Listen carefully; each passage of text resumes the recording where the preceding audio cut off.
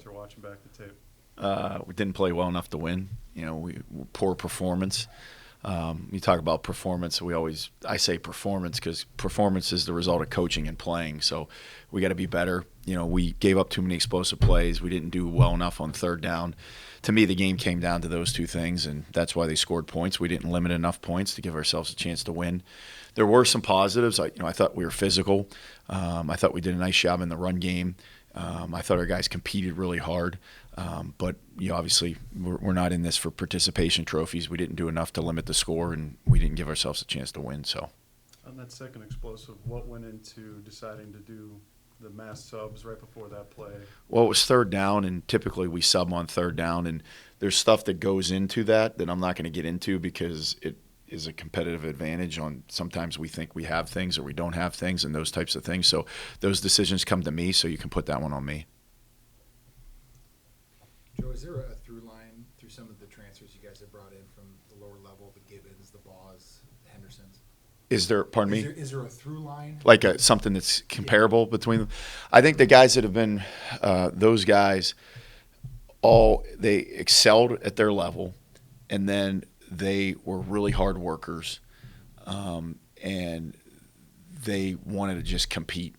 Like all three of them are playing really well for us, have played really well for us, and I think that's the thing that kind of stands out. Like they were really good at their level, but then they're smart kids who work really hard and just want to come and compete. And a lot of times when those guys come in, there's a gratitude to them, because I've coached at the lower levels, and you come to a Big Ten school and you're like, wow. And so they have the perspective of the other places that they've been, and then they get here and they're like, wow, this is awesome. And I think they just go to work. And obviously Jax was successful here, and then obviously what he's doing in the NFL, Gibbons and now Henderson and Kyler, I think are playing well for us. So I remember you talking about what stood out with Jack Gibbons' tape against Power 5 competition and Yeah. the hustle play that he made. Yeah.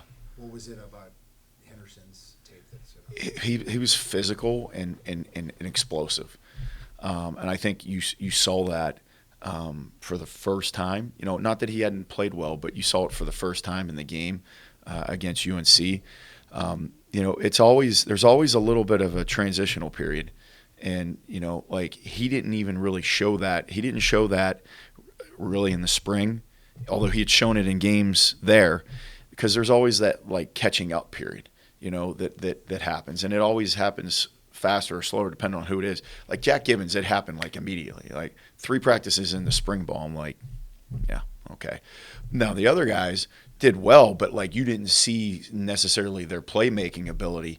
Kyler, you're seeing it now in year 2, and Jack, as we're getting into the season, you're starting to really see it. But that's what stood out with Jack. 3 games into the season now, has the defensive line exceeded what you thought they were going to be coming into the year, or where do they lie on your? No, I think they're right where we thought that they were going to be. They worked really hard in January, and then in the spring, and then in the summer, and in training camp, and there's always there's a process to development, right? And it's like you get in and you're deficient at something, and in season it's not always an easy fix on something. If someone is deficient at something, you're going to work really hard at it. But like when you get a chance to kind of, hey, the season's over, you transition, you identify the plan, you put it together, you have an elite coach implementing the plan and Coach Debo, and then all of a sudden the guys are working at it, and then you're like, okay, these guys are going to be fine. They're doing all the extra work we want, and they did it. And then we saw them make a jump into spring ball, and then that ends, and you recognize it, and then boom, here we go into the summer, and they worked really hard in the summer, and then you see it in training camp. So no, I don't think they're exceeding the expectations based on what I saw of them and how they worked. But I think there's more there too. They're doing some good things, but I think they have the potential to be even more impactful than they're being. So, how do you feel the response has been this week in practice? Awesome. Like and I've been on record with this group. This is the smartest group I've coached and the hardest working group I've coached. And so like there's no. Like they're just, let's go to work. And we've had 2 like physical hard practices the last 2 days. They've been flying around. They've been in on their own watching film. but that's what they always do. So, even Coach Fleck always says none of those things guarantee anything. Like you can have a really hard working group who's really smart, who puts in extra time. It doesn't guarantee you're going to win, but it gives you your best chance to win, like your best chance. Not anyone else's best chance, our best chance. So they're back at it again. They're working really hard, and I've been pleased. What's your assessment of Northwestern's offense? I think what you've seen is, like, in the second game of the season against UTEP, is they have big play capability, and when they do, they're going to put up points, and they put up points fast in that game. When they didn't have explosive plays, then the point number is a little bit lower. So, for us, that's always a calling card for us. I think we didn't do it at the level that it needs to be done last week, and so that's something that's really important to us this week. If they get explosive plays on us, they'll score points. If they don't, it'll be much more difficult, not because of anything they do, just that's what the rules of football, and when you look at football, that's what happens in football. So I think they, got some talented receivers. I've been impressed with his speed and his twitchiness, and I think the backs run hard, and so if we can limit the explosive play, we're going to give ourselves the chance to win. If they're creating them, it's going to be a challenge. So You might have just mentioned this, but with Henning, what sort of threat does he provide? yeah, I mean, he can take the top off the coverage. He can run. They get him the ball in a variety of different ways, whether it be the screens or whether it be handing the ball off to him down in the green zone, tight green zone, throwing him fade balls. Like, they're going to get him the ball. Like, I've been impressed with him. He's a good player. Hi, Coach. Andrew Cornelius with the Minnesota Daily. I Andrew. just want to talk about a specific player. So Coach Fleck prides himself developmental program, and what have you seen from Danny Strigal this season, the first 3 games? I've been pleased with Danny a lot. He is a developmental player. When he was coming out, people would have probably argued that he was a better wrestler than he was a football player. But, even when he got here, I always joke with him, like, that when he first got here, he looked like a wrestler. And what does that mean? Well, and listen, my brother was a wrestler. He wrestled at the Naval Academy, but they're usually the forward shoulders and a little bit because they're the grapplers. They're always low and everything. And through hard work and strength and conditioning, like, he straightened himself out and improved his flexibility, and he's become a really, really good football player. Like, year 1, year 2, then you go to year 3. Like, I thought he had a breakout year last year, and I think he's continuing it this year. He's been really good in the run game. He's hard to block, and I think he's got 2 sacks on the year. He's been disruptive there, and something that maybe people don't notice, but I certainly do. He's really good in coverage, and that translates and allows us to be multiple in some of the things we do because he's so good in coverage. So, but he's worked really hard at it. And I think the ingredient to the guys who develop, 1, you get them in a program that emphasizes development, but 2, they got to want to be developed. Some people don't want to be developed. Wanting to be developed means you got to be honest about yourself, where you are. You got to take critiques. You got to take coaching, and then you got to go work at it. And so he's that type of kid. He's got that makeup. You get a kid who's got size, athleticism, intelligence, and want to. At some point, they'll be a really good player. So. Time for 1 or 2 more for Coach, if anyone has them. For Maverick, where are the biggest areas you're having to work on this week? Well, just as a first-year starter, I think there's layers to the game, right? There's hey, let's get lined up and let's get people lined up. Then it's like, hey, let's make sure we do our job. Then it's, hey, what are we seeing pre-snap, anticipating plays? So he's kind of all that. Like, he's got to be better in coverage. Last week, I think there were some deficiencies in coverage, and which, in practice, we've emphasized it. We emphasized it on Sunday. We talked about it. He'll be better at it. But it's just all part of the growth process. Overall, you take his body of work, I think he's doing a good job. And so is he good enough for right now? No. No one's ever good enough for right now. We're always looking to change our best and be better. So, I think he can have a better understanding of pre-snap indicators and tips and what to expect, and then we can improve in coverage. So we're working hard at that. Last one, if anyone's got it. No? All right, thanks, Coach. Thank you. Thank you. I told you I remember.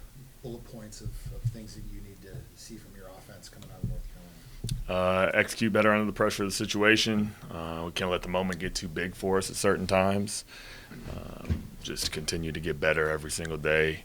It's all about development. We're a developmental program, and continue to develop our guys in all phases of the game. And, obviously our offense can't wait to get out there again Saturday night for sure. With you as eighth position coach, where are the biggest areas you're having them work on this week to try and improve accuracy and ball placement? Just continue with his preparation, be better with his preparation. I go back to development. It's a process when guys go through this, and that's for every position. You get your first opportunity to be a starter, and the same thing goes. I go back to when I coached Brev last year. Brev went through ups and downs at times, and it goes with guys that they go through this process where they have a great game, then they have a good game, then they might have a below average game, and it's an up and down roller coaster. And we have to do a great job as coaches to make sure that that roller coaster keeps going up, and it's not up and down. And that goes back to preparation, and all that work comes in Sunday through Friday. And he got in on Sunday, and he learned a lot from that game. And I think he was probably pretty vocal about that with me, and he was probably pretty vocal with that about you guys.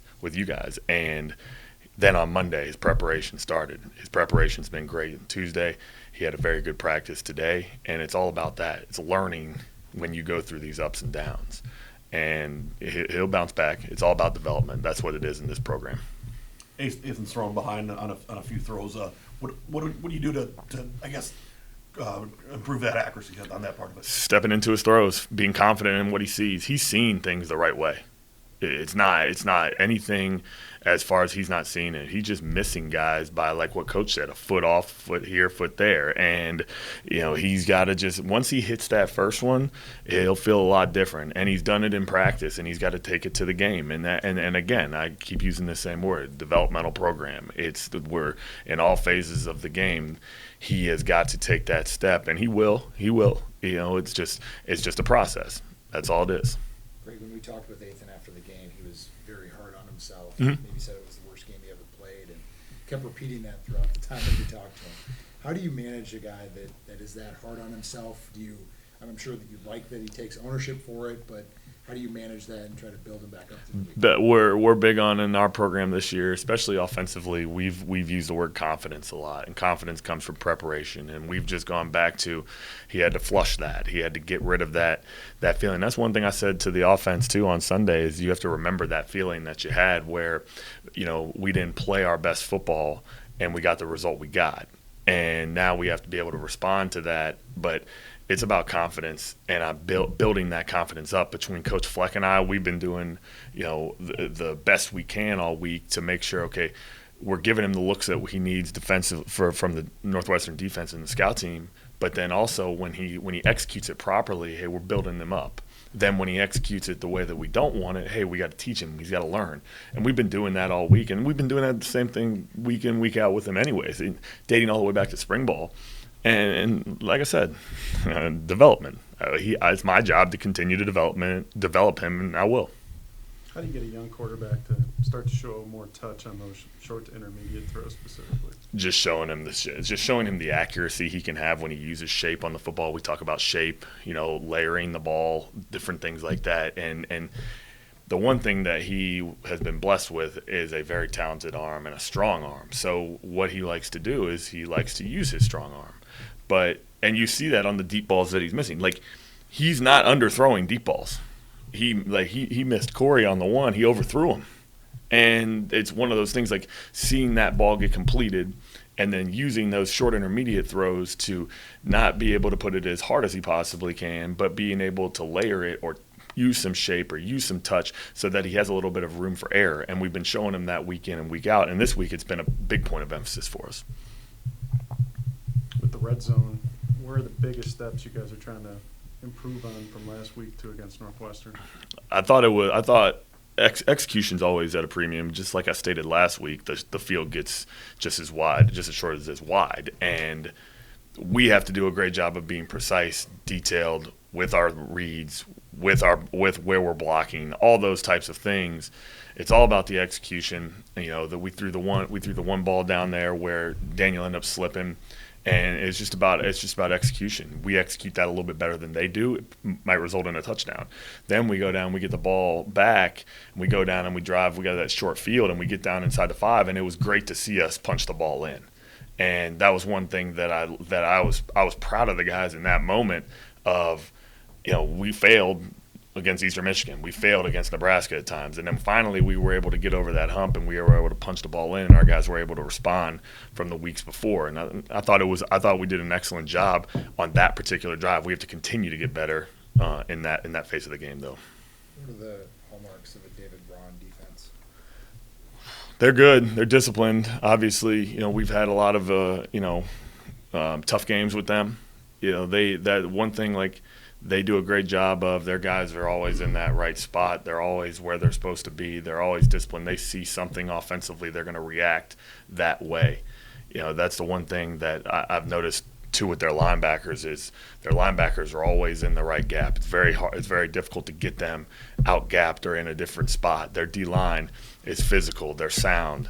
And in the secondary, they like to be able to mix things up. Again, they don't do a lot of things that are just, you look at it on the film and it's like, man, they shouldn't be doing this. They're doing things that are very, very sound. We're going to have to execute. We're going to have to play a very clean football game in order to have success.